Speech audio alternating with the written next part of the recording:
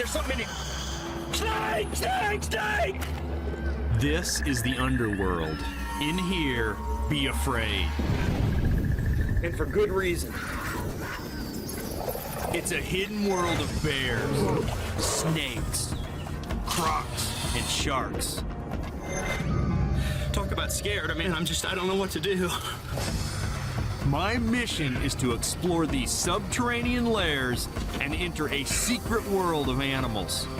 Holy smokes. I just found a foot. Regardless of who's home, Man, let's go! I'm going headfirst into deep, dark dens of danger. There's something in this one. I can smell it.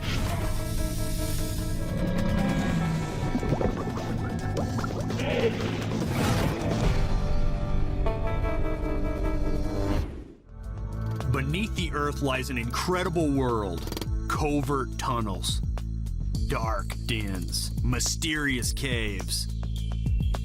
These subterranean labyrinths conceal creatures that live double lives. One existence in the open we can see, the other life unknown, hidden below. Does anyone really know what goes on when animals go underground? It's a realm scientists little understand, and with good reason. To chart these shadowy dwellings is to risk a deadly encounter. But I want to explore. How intricate are these dens and why are they used? And what animals are inside? I have a thirst for knowledge that outweighs any fear. Ever since I got my first taste on an expedition in Costa Rica, we had to find and relocate crocodiles from a burrow. I crawled in and looked around, but all I could see was a muddy wall. Then I suddenly realized that the muddy wall was looking back at me.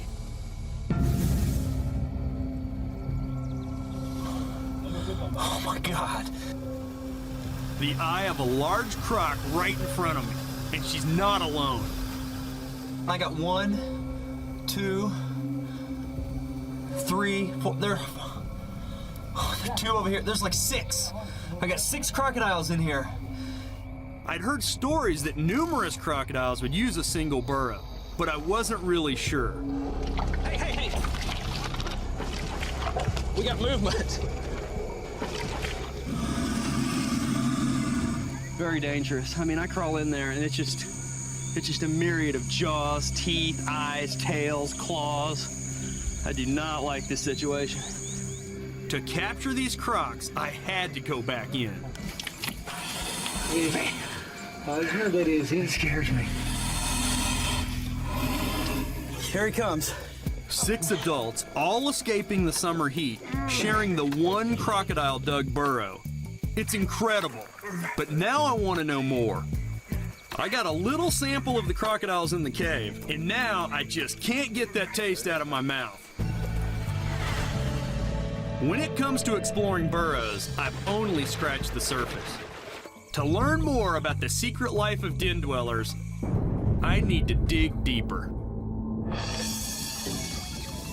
I begin my investigation in China, in the province of Anhui. This is where I can find the emperor of burrow building.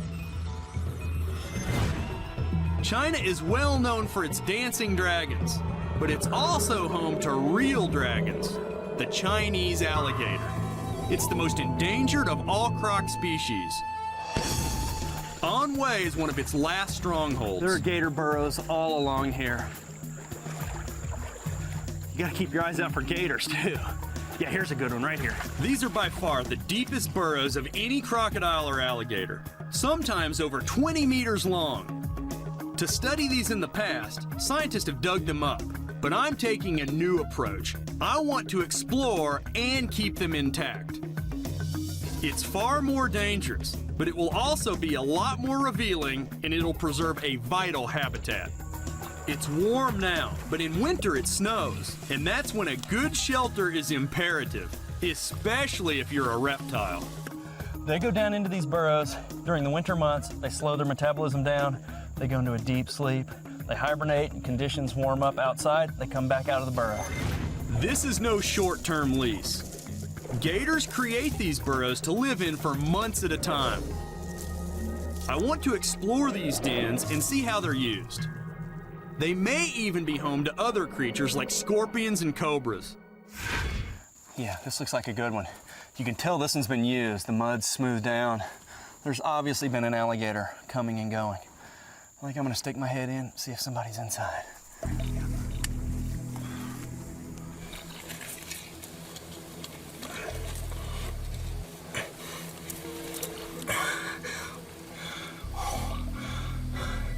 These Chinese alligator burrows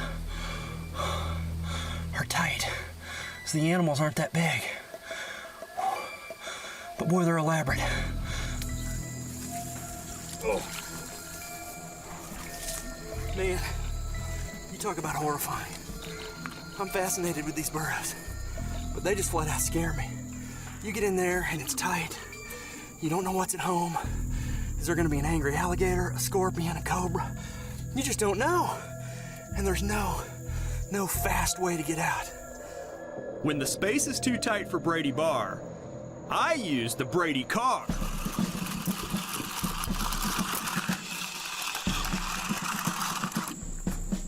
I've brought my remote control car to go where I can't, into the burrows. And I'm gonna put a camera on it so you can see what I'm gonna see. It's full steam ahead. So far, so good. I'm taking it really slow. It seems all of these burrows are under tree roots. It probably makes the hole more stable. I mean, we must be in there, a good 15 or 20 feet. Bit by bit, I'm able to build a 3D picture. I can see how well alligators design these dwellings to last throughout the winter. The entrances I measured are about 2 meters wide. Inside, the main passageway eventually turns, and there's usually a depression that holds a water supply. That's something that may help the gators get through a long winter.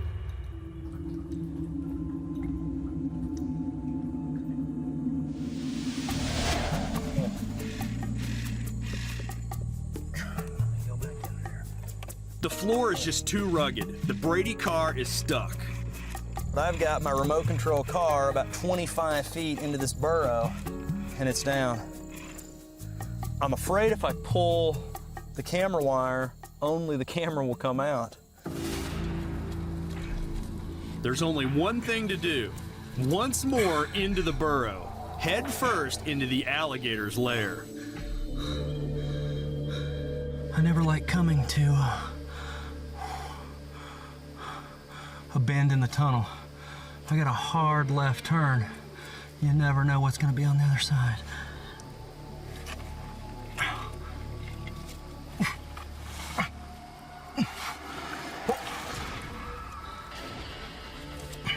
You never know what you're gonna run into. Thought I heard something.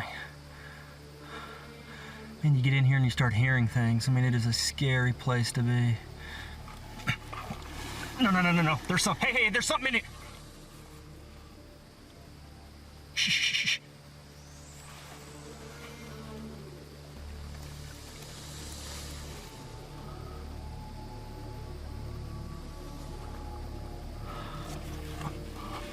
I grab the car, and its camera turns to this. Yeah, gator! I got a gator! Somebody's home. Coming up, a sudden intrusion wakes this resting beast. When Dangerous Encounters returns.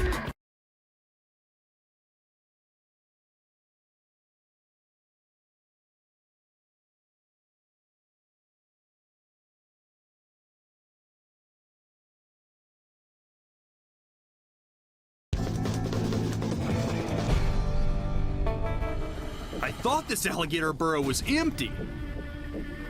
I came in to get my remote camera vehicle, and I got way more than I bargained for. Right there. It's just sitting there looking at me.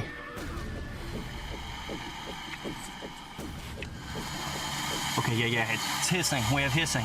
That's telling me that the gator is not happy. This is its refuge. Very surprised to see a person in here. As tight a spot as this is for me, it looks like there's plenty of room for more than one gator. If this is a female alligator, she may have her babies in here. The moms take the whole family and they all spend the winter together in the deepest portion of these burrows.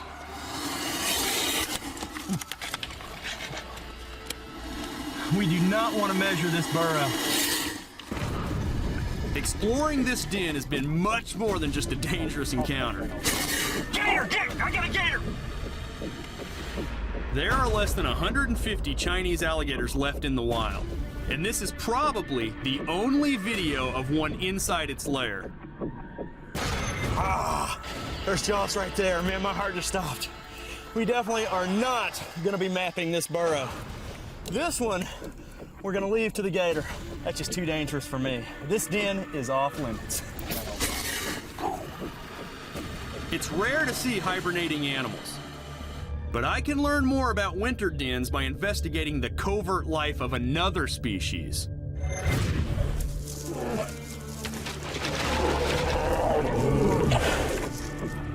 Like the Chinese alligator, bears lay dormant in dens for the winter. But there's a big difference. With bears, more animals come out than go in. To find out more, I head to the USA in the state of West Virginia. Winter in this part of America means snow. You know, I'm definitely not looking for crocodiles in this environment. The animal I'm after is synonymous with the word den. I'm after bears. I'm in West Virginia investigating hibernating black bears. And I'm ready to find a den and get out of this cold weather. Trudging through deep snow, it's not long before scientist Chris Ryan and I are hungry. But imagine a black bear. When it gets cold, they don't eat at all. Their digestive system virtually shuts down. They fascinate researchers so much because they can go up to 6 to 8 months without anything to eat or drink, without urinating or defecating. And they don't do that in the den. That's incredible. Chris needs blood samples from bears to help find out how black bears are able to spend months without moving and not suffer any ill effects. To gather data during winter, Chris must first find the dens in which the bears hibernate. That'll be my chance to investigate their secret world.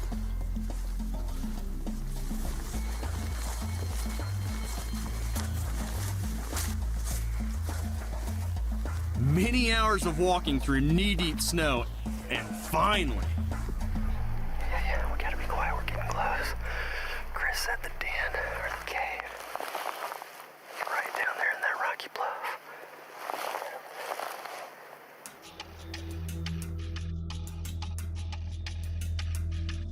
The research team and I head in. Like the alligators in China, black bears lay dormant but not necessarily asleep for the entire winter. We gotta be quiet, because bears aren't true hibernators. They don't go into a really deep sleep. They wake up quite easily, which is what makes this all so dangerous. We don't want a grumpy bear waking up and coming after us, that's for sure.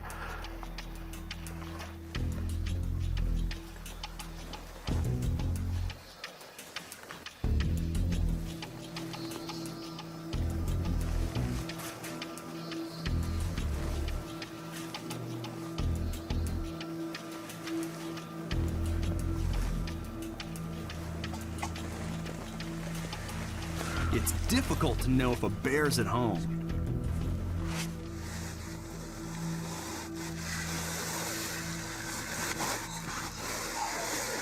Yeah, man, this is incredible. This bear obviously has not excavated this den. I mean, it's using an existing cavern. And you can just smell, man, it's just got that bear smell is in here. and she's close by. We size up the cave and look for reasons why a bear might choose this site. The entrance is small and concealed, and the cave goes deep enough to be secluded from noise. By using an existing cavern, all a bear has to do is move in and decorate. I mean, look at the leaves that she's brought in here. I mean, she's made a nice warm bed. I mean, that's something you don't see crocodiles do. The bear's in here somewhere. It's just farther back in the cave. I just think it's a death wish to go any further.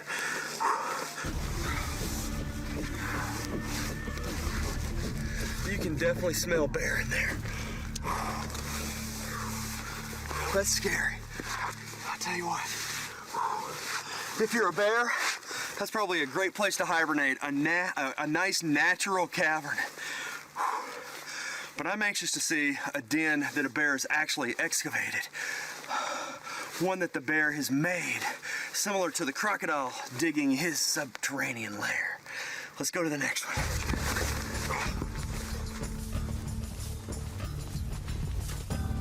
Chris and I head to another site following tracks. Bear tracks! This hibernator has been aroused from her slumber. It's our footprints right here. So we know she's been awake at some point recently. The den is right up ahead, underneath this fallen tree. Maybe just 20 meters in front of us. Chris loads a tranquilizer gun. A good dose will make sure the bear stays asleep for an hour. But that's not much time to collect blood samples and measurements. We'll have to work fast. If he misses his mark, I've got a net to slow her down.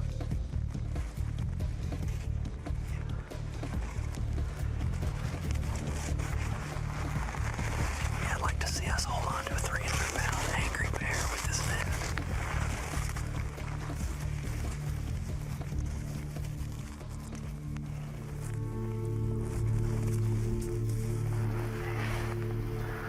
The bear's awake. The bear is looking at us.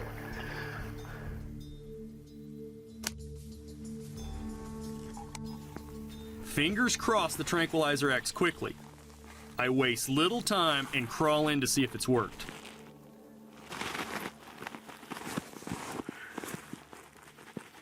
Yeah, she's down. She's asleep. I mean, that is a great den. You can see she's dug out a little nest, literally just the size of her body underneath these fallen trees. I mean, look at those. That's what she uses to excavate this den. I mean, those are huge. Those are much larger than crocodile claws. And from the lions I've been around, these look bigger than lion claws as well.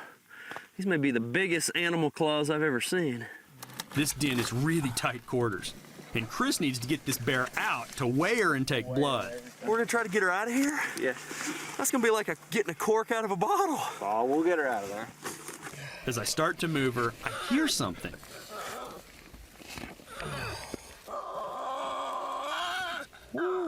She's not alone.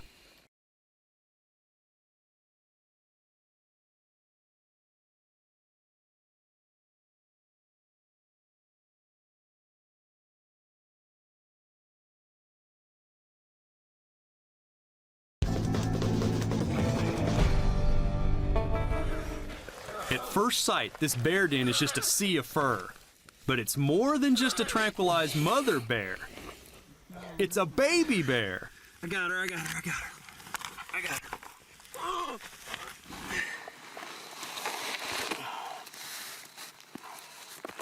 Well, can there be more? Yeah, there could be more. You have to look around there.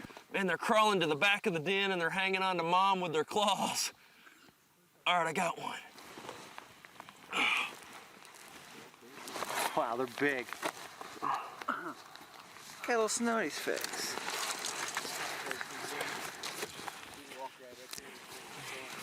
Boy, he's a nice fat little cub. There you go, buddy. See more cubs in there, Brady, or is there just two? Yeah, whoa, got one more. All right.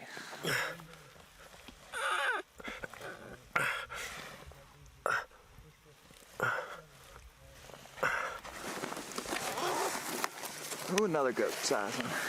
Yeah, I think that's all of them. I mean, if there's any more, Okay. they'd be underneath her. How's her breathing doing? She's breathing. Man, it smells in here. I can smell her. Woo! I can't wait to get her out of there, get a closer look at Mom, but also a closer look at this den. This is really something. Wow, those babies are cute. The cubs have taken up a lot of our precious time. We've got to hurry. I don't want to be anywhere near this mom or her cubs when she suddenly wakes up angry. Ready, push a little bit from the back. Okay, 1, 2, 3. Woo! She's out. Man, it is such a nice den in there.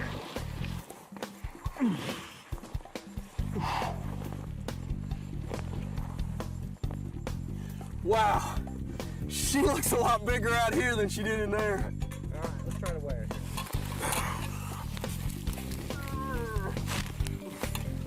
Darn near 200. It's right on 200. 200 pounds, man. That's more than 90 kilos of bear. That's a lot of mass. Yet she may go an entire 7 months without moving a muscle. If we did that, we'd get osteoporosis. Our bones and muscles would start to waste away. If scientists can find the key to how bears hibernate, there may be help for people who are forced to be immobile, from hospital patients to astronauts. Even when it comes to space travel and things like that, that's what fascinates like NASA research and all that. Right, why don't they get osteoporosis? Why don't they get osteoporosis? Yeah. They don't move their muscles all that time. That's incredible. While Chris scrambles to collect samples, I investigate the den. You can see where she's used her teeth and her claws on the log above her head to make the den larger. And she's dug out the soil to make a little nest. It's a nice den. It's totally different than a crocodile's burrow. Both crocs and bears tailor-make their dens, but there's a big difference in how they use them. Chinese alligator babies hatch outside the burrow. Look, here's one right here. But with bears, it's inside. Mother bears have their cubs while hibernating. The cubs spend their first month suckling and very quickly growing. The cubs are born while the mom's asleep. They just start nursing, they get bigger and bigger and bigger. When she wakes up, they're big kids. Right, the benefit to that is, you know, they have their cubs in the wintertime, and they allow them to grow, because they're only about 6 or 8 ounces when they're born. It's all right, little one. We're gonna have you back in there in your nice warm den with Mom in a matter of minutes. Ready? Just another month of growing, and the cubs will be coming out on their own. And he'll be running through the woods and climbing up the West Virginia trees before you can shake a stick. As we saw from the claw marks, mother bears make their dens big enough to accommodate a growing family. But not all animals have that luxury. I feel so out of place in this black bear den, so out of my element with snow and in cold temperatures. But the next animal den I'm gonna investigate is really gonna get me out of my element. We're going undersea for our next investigation. I'm going to explore the watery lair of a very special species of shark.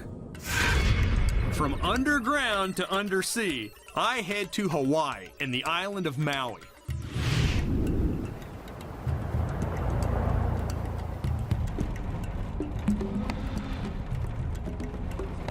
You see, the Hawaiian Islands were formed through volcanic activity, and some of the processes formed are undersea lava tubes. Some of those old lava tubes are now caves that I want to explore. They're often hideouts for some very toothy sea life. We're gonna dive into these undersea caverns in search of sharks, sleeping sharks. And I have a feeling, if we wake these guys up, they ain't gonna be happy. I want to know what a shark is doing sleeping in a cave. From great whites to nurse sharks to basking sharks, most all 350 species have one thing in common. They can't stop swimming. Most sharks must constantly move to keep water flowing over their gills. Most, but not all. there's a cave-dwelling shark that often lays still. I want to explore the caves and learn more about the covert world of the white-tip reef shark.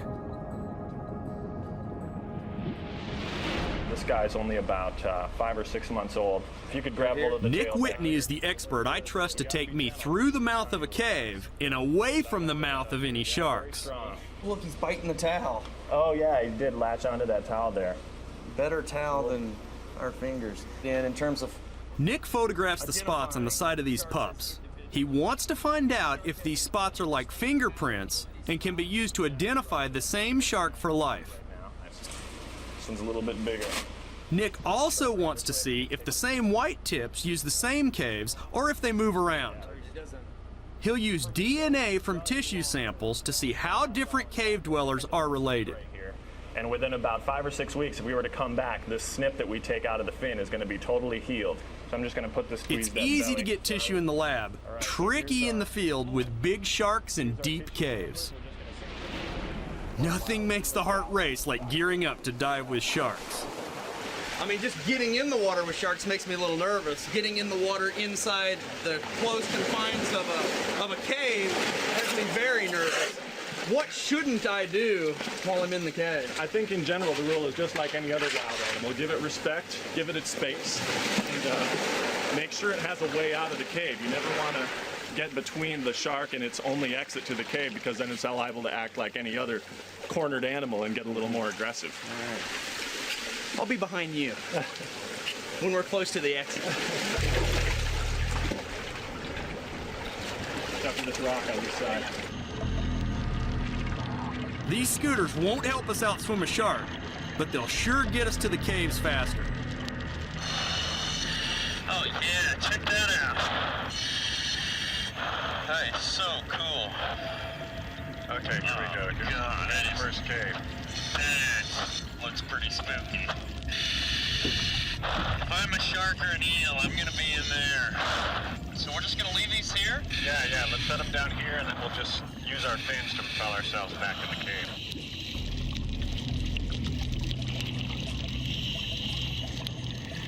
I think of sharks as primarily open water fish. I never thought I'd be searching for them in caves. Just ahead, Brady finds himself alone in the water with a hungry shark.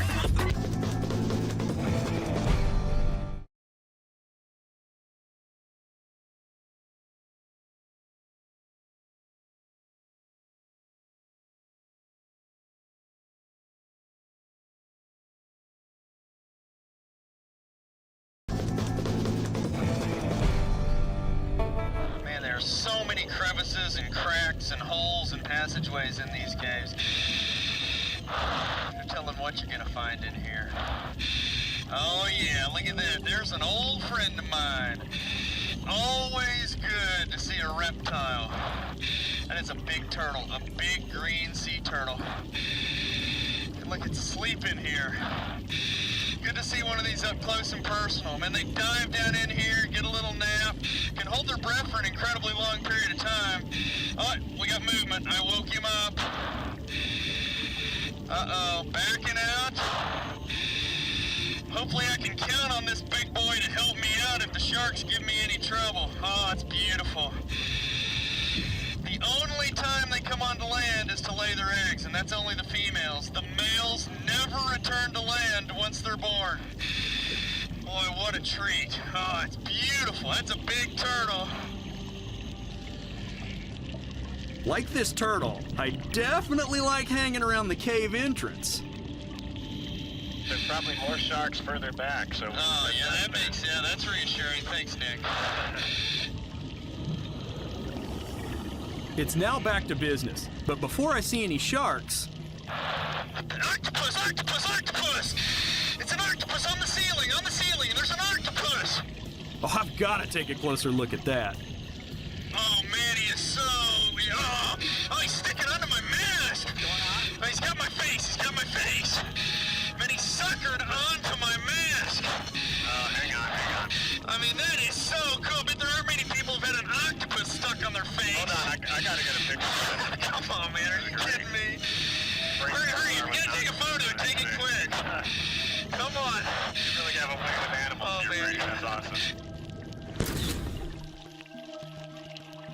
Alright, help me get it off. Man, do these things bite? They definitely can, yeah, but it looks like he's just latched onto your mask for now. Man, he's very delicate. Yep. Okay, I'm gonna let him go. Please hang on. There he goes. Oh, man, look, very graceful. That is beautiful. This octopus would be a perfect snack for a white-tip reef shark. And one is close by, right there. There it is. Bro, man, that... Oh, man, I tell you, I am definitely uneasy. This is, not only am I out of my element, but dealing with animals that I have no experience with. And then, out of nowhere, Look, you see it? Look. Oh, yeah, here he comes. That's a bigger shark. I can see how the shape of the white-tip's head is very narrow. It can fit into these tight spaces. Nick and I see exactly how tight. This cave is an ancient lava tube. Its opening is almost big enough to fit a large car.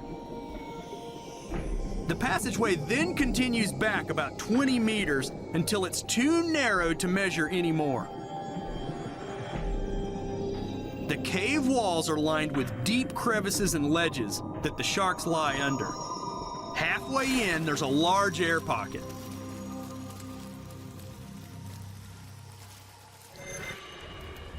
I still want to see how it is these sharks can lie motionless, and Nick still needs DNA from tissue samples. We're going to shoot him real quick. It's going to take a small little piece of tissue for our DNA study. Regulations dictate that Nick shoots his sample gun without scuba gear, but that's just the way he likes it. We can get further into the cave without all the scuba gear on. We can sneak into some of the cracks. And then also, it's a little bit quieter. You can sneak up and get closer to the sharks sometimes when you're not blowing bubbles from scuba gear. But it's important when you fire the spear gun that we give the shark an exit route. We don't want to be between it and the only opening in the cave. Right, exactly. That's better for the shark and it's better for us.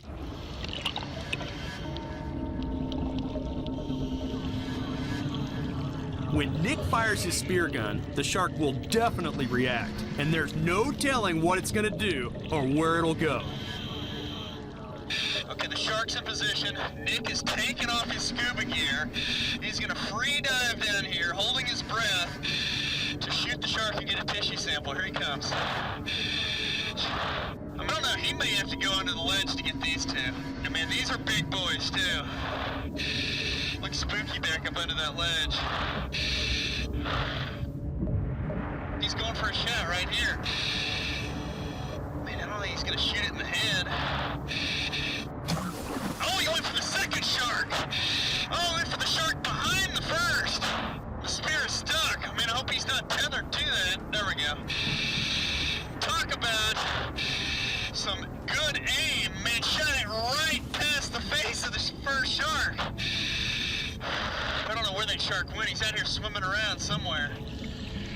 As an inexperienced diver, I hate being down here alone, especially with agitated sharks.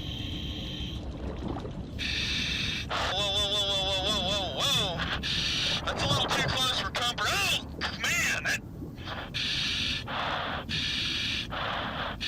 Man, I did not like that. I kind of had him trapped here in a corner. Man, that's... Whoa! Man, there's a second... Two sharks! Those are bigger animals, man. One was coming up behind me. Man, I'm down here by myself. Nick's on the surface. And they're hanging around the entrance. I don't know what to do. I'm in a cave surrounded by sharks. At last, Nick comes back to get one more tissue sample. Shark's right in front of me. Sitting right here. Okay, here we go. I'm a little nervous about what this shark's gonna do after it feels this dart hit it. Oh, he got it! Oh man, it's kicked up a lot of mud. Oh, it's going farther back into the cave. I notice that Nick startles these sharks from a virtual slumber. And if you look closely, you can see the white-tip's secret. What allows them to rest on the bottom and still breathe? It's that motion of their mouth. It's called buccal pumping. It forces water over their gills so they don't have to rely on forward movement.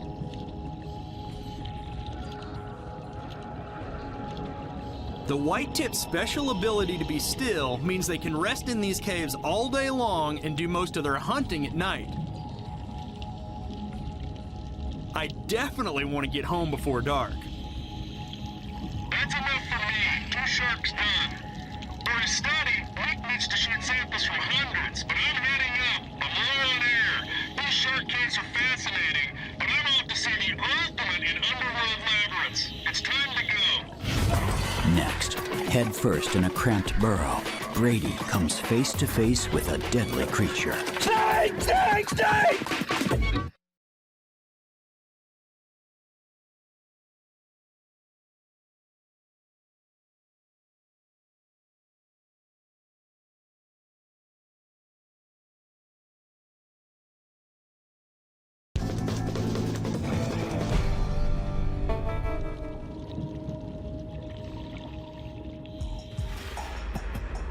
I've explored alligator burrows, bear dens, and now shark caves.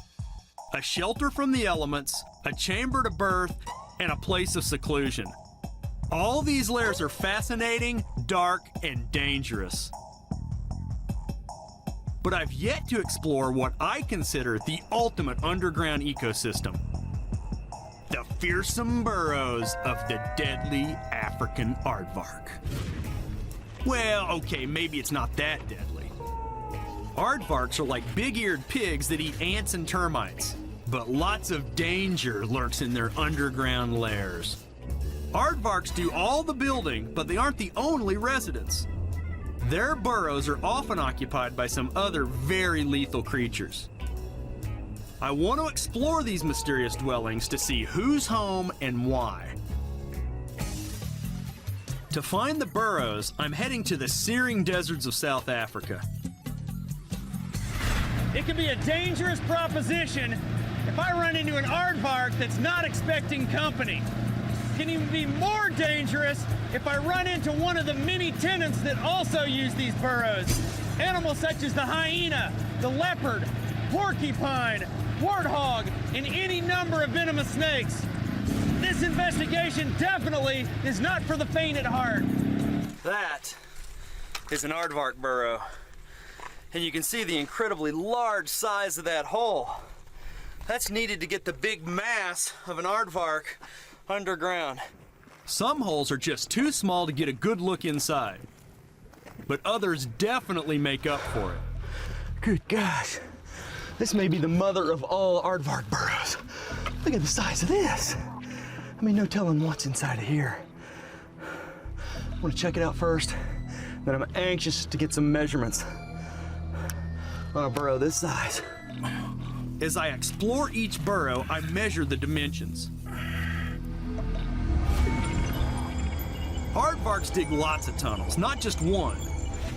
Sometimes creating a city of mini burrows. I'm finding that many of these link up. Perhaps they're providing emergency exits. There are depressions and chambers, and sometimes even a surprising amount of room.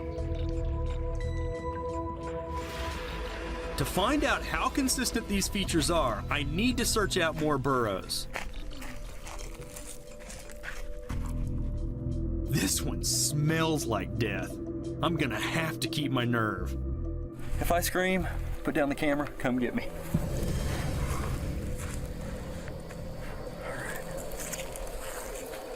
Crawling in these burrows takes a little mental preparation. I've crawled in a lot of burrows, but it's something I never get used to. Yeah, it's very claustrophobic in there. It's hot, it doesn't smell good, it's dusty, it's dirty, and these things are filled with danger. You never know what you're gonna run into. Man, I tell you what, I don't know. I may be losing my nerve in my old age. I just find this horrifying. There's something in this one. I can smell it. You know, you just smell an animal. There's definitely something in here. There's a skull right in front of me. A gazelle skull. There's a big old piece of fur over there. There's porcupine quills everywhere.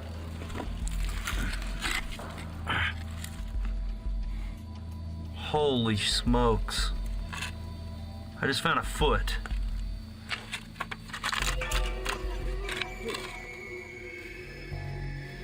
This is totally fresh, too. This definitely is not a confidence builder. To find a fresh, bloody animal foot. I can't be sure what this is, but friend and biologist Hannes Botha is standing by outside. Hannes, I'm gonna throw the foot out and see if you can identify it. What is it? Porcupine. Well, what the hell would eat a porcupine? The jackal could do that. A leopard could do that. Leopard? Yeah. I don't want to hear leopard. Are you kidding me? Thanks, Hannes. This den is just cavernous.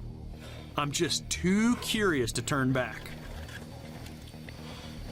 An aardvark can dig a tunnel deep enough to conceal its entire body in just 5 minutes.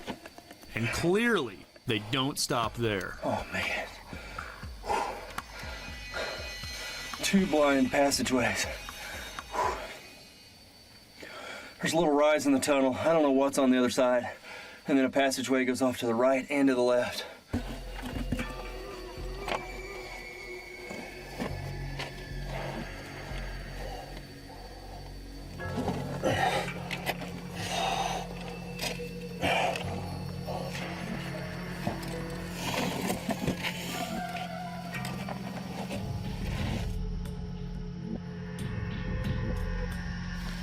On the left, I thought I saw a shadow. I move in for a closer look.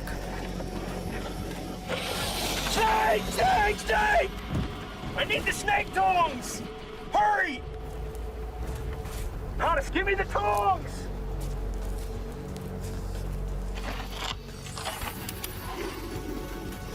It's a cobra. We cannot go any further. No! Wait! We can't do this! We can't do this! We can't do this!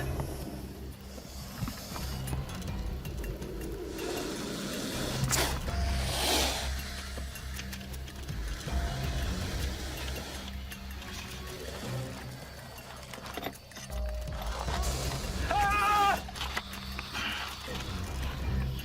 Okay, I'm gonna try to get it.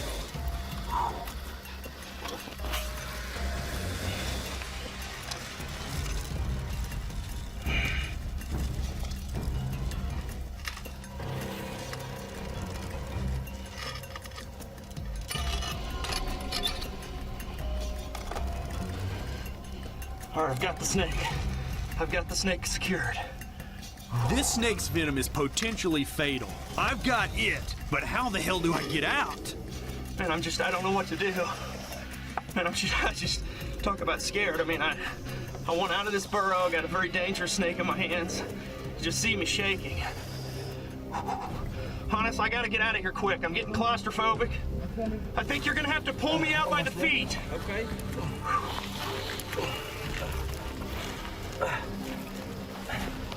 Don't worry.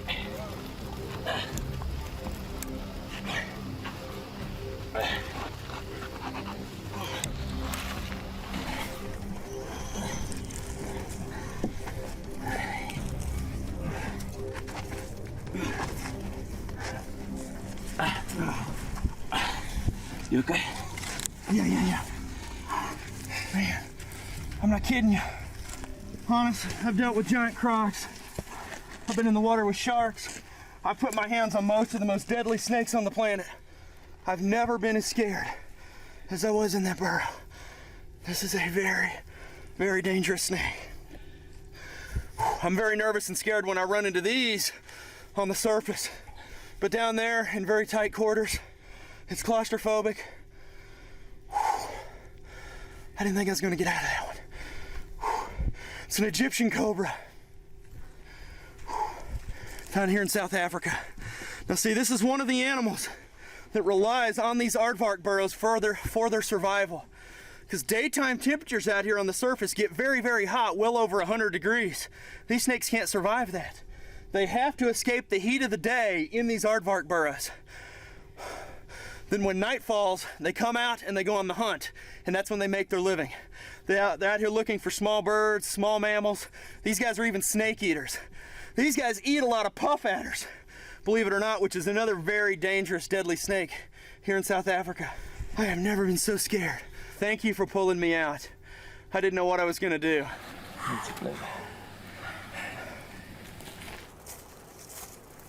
In the name of science, I could carry this investigation further. But in the name of safety, there is no way. There's a reason why subterranean habitats have been a mystery for so long. I've studied firsthand animals that lead a double life. One visible existence in the daylight, the other covert and subterranean. Some animals go below for seclusion, others to escape extreme weather, and still others to give birth. I've explored and mapped an underworld rarely seen and barely studied.